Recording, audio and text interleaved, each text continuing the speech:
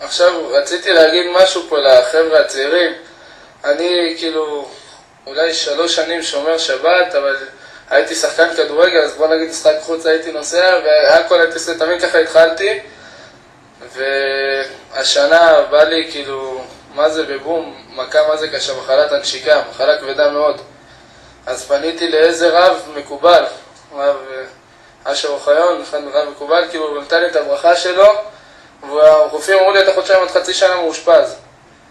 אמר לי, כאילו, הרב אשר אוחיון אמר לי, אתה מקבל על עצמך להגיד 7 נשמת כל חי, שיש לזה כוח עצום, ו10 דקות מוסר ללמוד, 15 שעה הלכה, ובזכות זה, היום אתה תרגיש טוב, 3 ימים אתה בחוץ. ככה הוא אמר לי. באמת ככה היה בדיוק 1 ל-1. אז בגלל זה ויתרתי על הכדורגל, ויתרתי על כל השטויות, כאילו. אני רוצה כאילו להגיד לכל הדור הצעיר וכל זה, שהייתי שחקן כדורגל בהפועל פתח תקווה ובנוער וכל הדברים האלה, וכל נערים וכל...